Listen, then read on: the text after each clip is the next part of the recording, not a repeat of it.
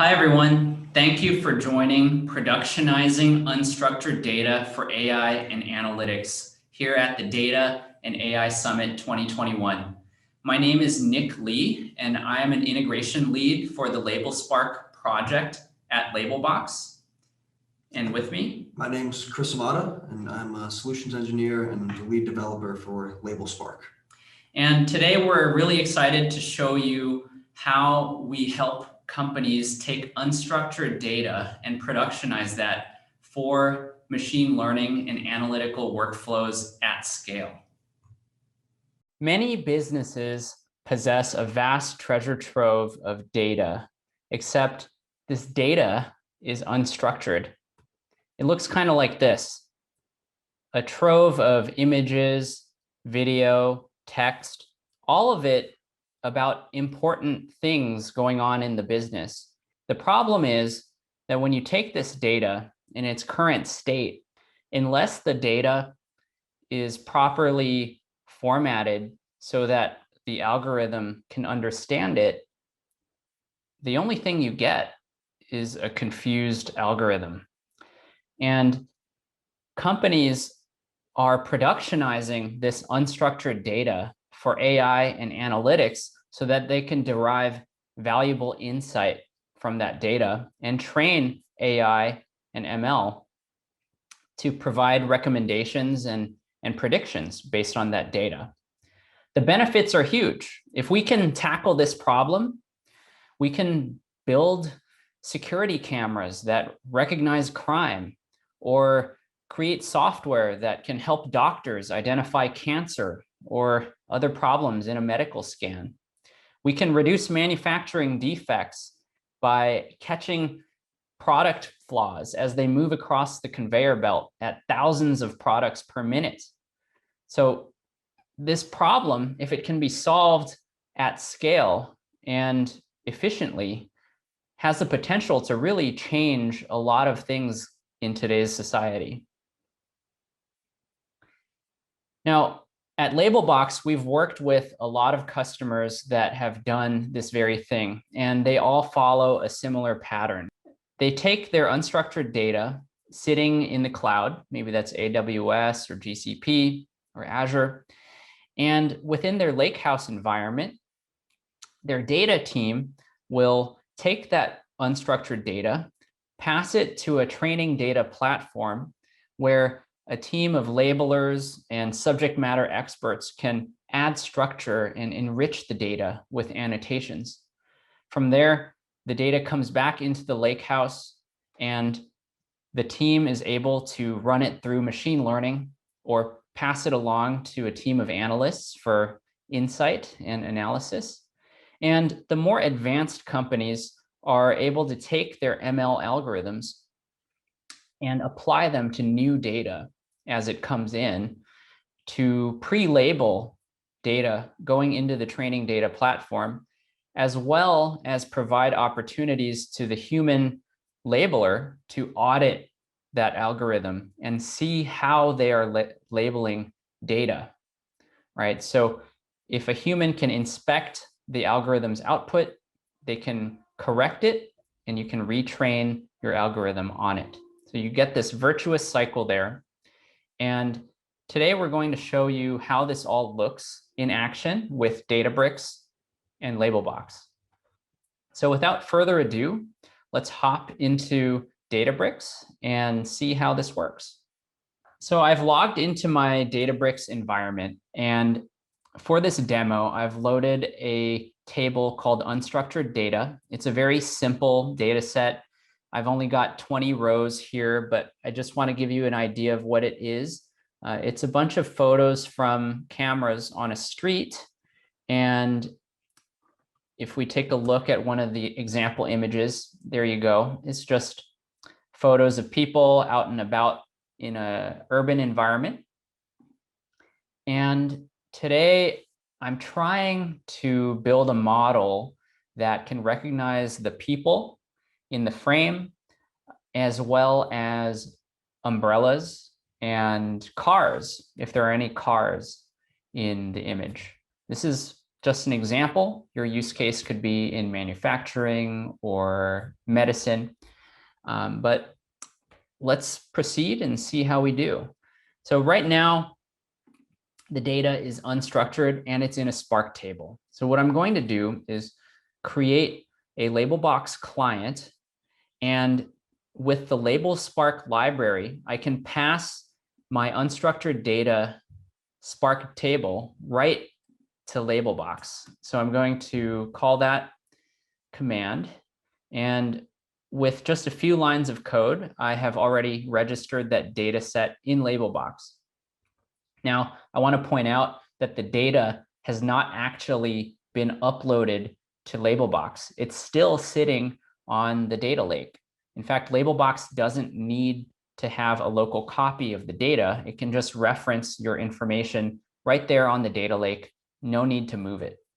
So within LabelBox, we have an ontology builder, and this allows you to programmatically set up the ontology for your unstructured data set.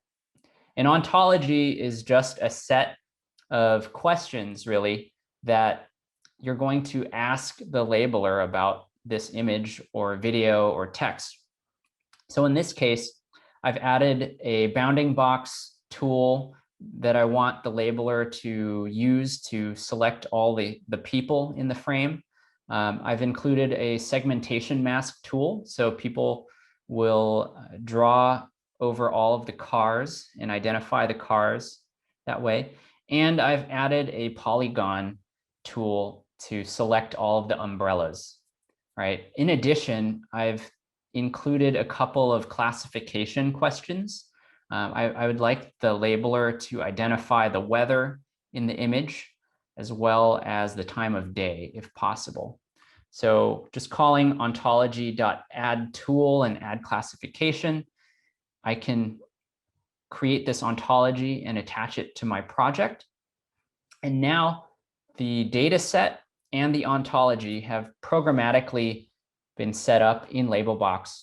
And I can call up my friend Chris to help me label this data and get me back my labeled data set. So Chris, can I get some help?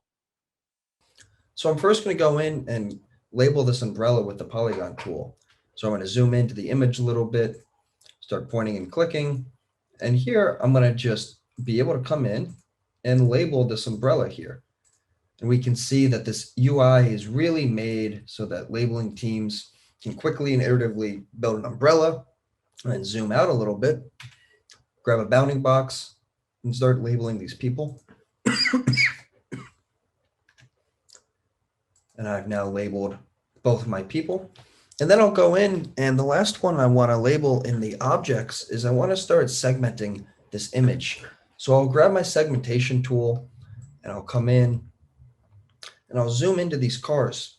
And I want to start, really, splitting up the image. And this is going to take a lot of time. So I can use this as a freehand tool. I can also point and click just like the polygon. But here I'm going to use our super pixel tool real quick. And I'm going to start by just labeling these couple cars back here. And it's not going to be perfect right away, but I'm then going to go in and use this eraser and quickly point and click around everything so I can capture all of my masks. So I'm quickly and really easily drawing segmentation masks around all these cars, and anything that I missed, I can come in, zoom in, and fill right in with our pen tool. I can point, click, capture everything. And once I've labeled everything that I want to in this image, I can come in and start classifying it. So we can look at the weather and we can tell that this is a little rainy because they have the umbrella. There's some water on the ground. And if maybe I was confused if this was rain or overcast, I could leave a note for the reviewer and say, hey, Nick, is this raining? I couldn't tell. And Nick, being, the rain subject matter expert, is going to be able to come in and do this review and see if this is a rain or overcast so we can make sure it's structured right. Time of day, this is, going to be unknown here. And with LabelBox, once you create the project, you can go in and the queue will allow it to distribute to all different labelers. So once I submit this image, I'll be sent a brand new one right away, and I can go in and do the same thing we just saw. I can draw the bounding boxes around the people. I can draw my segmentation masks around some of these cars in the back. I can classify it and do all of this different stuff with the imagery. Also, if we're thinking about all different data types that we want to bring in to put some structure to, we can look at different videos. And in the way of unstructured data, we really want to look at how things are going to move in the frames and how they're going to be able to kind of adjust and change throughout the video. So within LabelBox, we can go in and we can interpolate over all these frames. So I've drawn a couple bounding boxes on a few jellyfish here. And oh, we'll have a little fast. So we can control the speed. And I'll bring it back down to normal time. And we can see how these jellyfish are going to move. And they're going to move fluidly. These bounding boxes are chasing them. And right here, we can see that this one was maybe not perfect through the interpolation. So I'll come in and make sure it moves a little. And then we also know that there's a lot of unstructured text floating around the world. We're going to look at some vacation chatbot text because I know it's almost summer and things are up and I want to go on vacation soon. So we want to look at, name entities, where certain things are, and then we want to also start classifying this text. So this can be in sediment, this can be in, as we'll see here, vacation types, and just anything that we want to add context to in our text chats and our messages and our statements and our PDFs, we can do here on the platform. So here, I want to go find the location in Bermuda. I sure as heck want to go to Bermuda. So we'll go in and highlight this. We can find the date, it's January 1st. And I'll keep using this name entity recognition and labeling the text. Duration, a week. Once we have some structured data, Nick, things will be moving. We might be able to take that vacation for a week. All right, thanks, Chris. So now that my data set has been labeled, I can pull it into my Lakehouse environment by simply calling the get annotations method here from LabelSpark. So I'm going to pull in my labeled data, and let's take a look at the first row so we can get an idea of what LabelBox returns. We include some metadata columns here.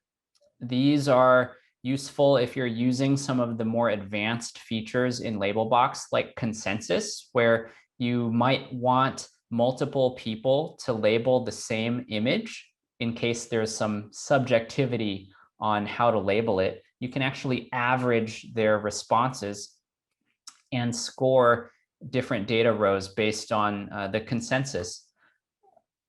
Now, we also get information about who created this label, the data set that it belongs to, and the file name here, streetview1.jpg. And LabelBox also has an issues and comments concept where if I identify something wrong in this labeled image, I can flag it with an issue, but it looks like this one has no issues. So over here, let's skip over to the label column. This is the most valuable column here, and it includes the annotations for this particular image. And we deliver these labels to you as JSON. It's an open standard, and we don't lock your annotations into some proprietary format. We give it to you in JSON, and you can parse it as you will. So if we just pull apart this JSON here, it looks like we have a couple of classifications for this image. It's an overcast weather image shot during the day. And we have a handful of objects here. Looks like some bounding boxes mostly. So lots of people here. And if we open up one of these bounding boxes within this Spark DataFrame, we actually observe we include the X and Y coordinates of that bounding box, as well as some information like the height and the width. So this already is pretty useful to a lot of data scientists who can process this JSON, but LabelSpark also includes a couple of methods that help make this information a little bit more digestible. So we're going to run our table flattener to basically pull apart that JSON into separate columns. Some of these columns are a little less useful. They're more for developers who want to keep track of identifying pieces of information within the LabelBox API. But we also get here, the array of classification responses or the array of objects in the frame. So if I scroll over here, we get a list of all of the masks that apply to the objects in the frame. So if I choose one of these masks, let's just pick this one here at random.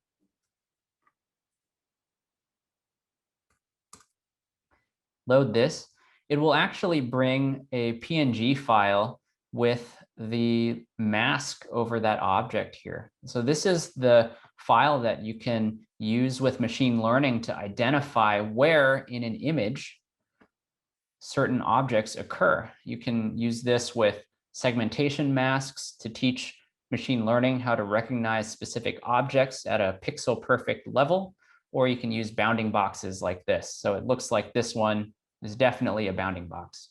We have a weather column, the time of day, as well as the people, car, and umbrella count.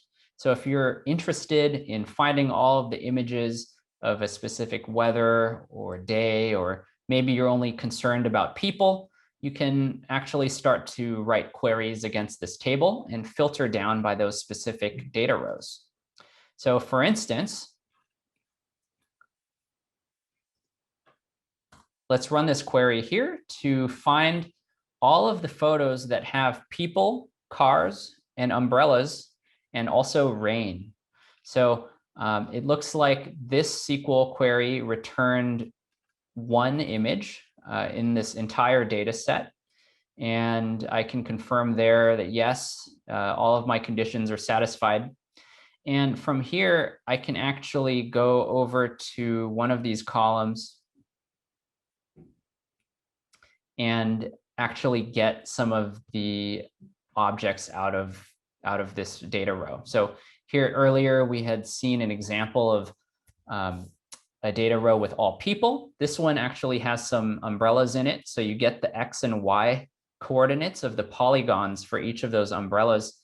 And, looking at X and Y coordinates and bounding boxes as masks is interesting, but maybe I want to quickly visualize it. I can take this link here, follow it back to that original asset in my data lake. And over here in the last column, I get a link back to that label in LabelBox. And that should actually load all of the bounding boxes, segmentation masks, and polygons that were on that frame, as well as the classifications there. So imagine you're a data scientist, you write this query, and you want to quickly jump into that image and look at what exactly was highlighted. This is a really easy way to do that. So let's do another query as an example. Time of day, let's choose something with the daytime and wherever we have more than 10 people. So here we go. Looks like we have a lot of photos with people in them. Let's take a look at one of the most populated images. So this one has 19 people in it. So I'm going to go over to my column here and view the label.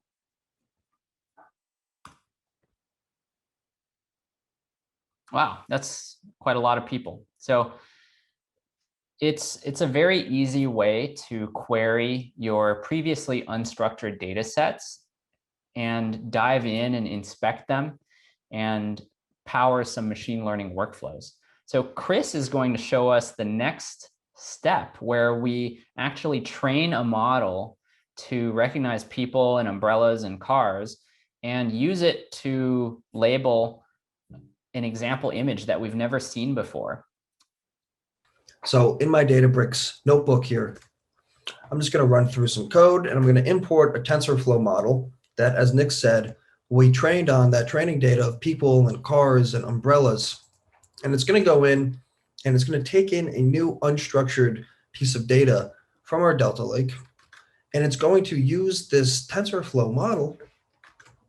And it can be any model, right? This is your model environment. That's the real aspect of the training data platform, is to have your model be the one that's automatically learning and importing this new data, so it's always being revised and improved upon.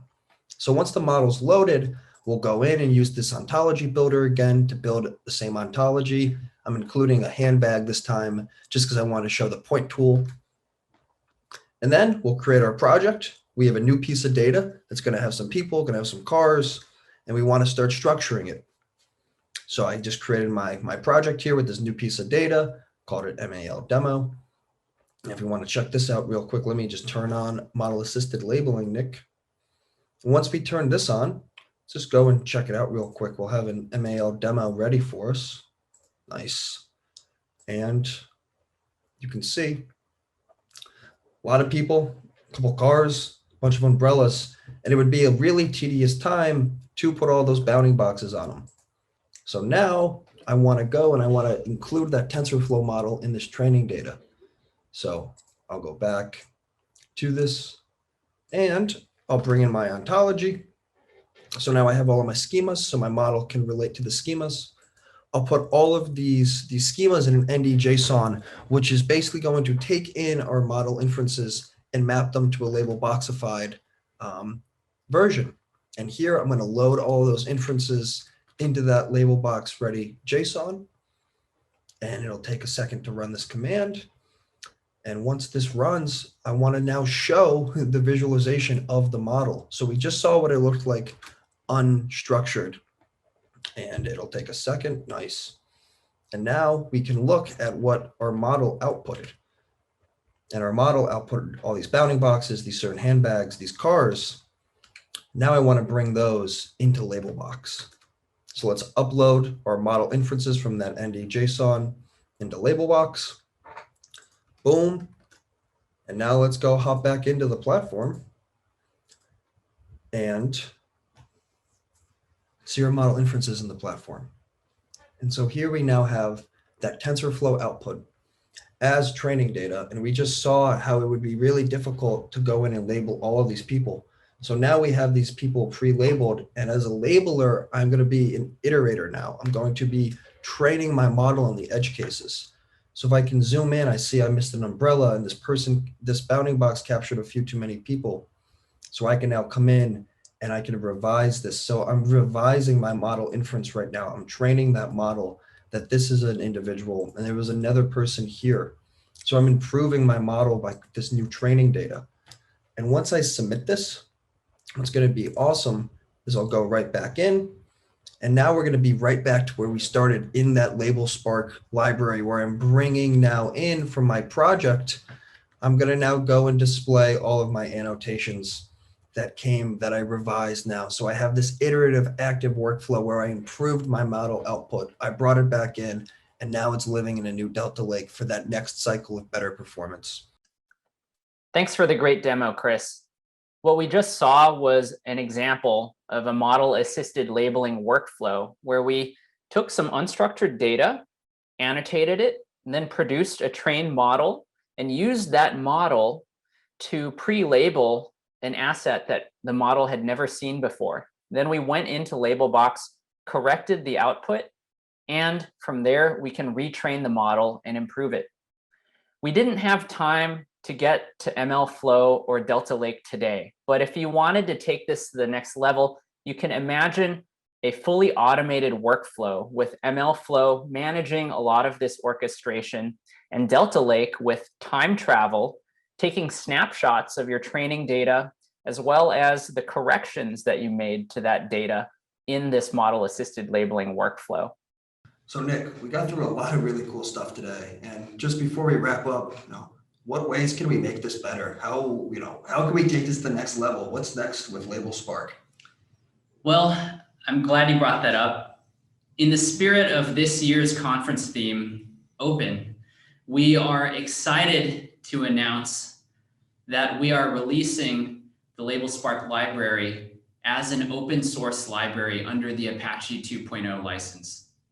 Now, the LabelBox Python SDK, which you also saw today, is already Apache 2 licensed. So go ahead, take it and use it in your products and your projects. And we look forward to seeing what you can do with our technology. Visit labelbox.com/Databricks-partner to get the library and documentation. We welcome contributions from the open source community, and we look forward to working with you to help push the boundaries on what we can do with unstructured data, artificial intelligence, and machine learning.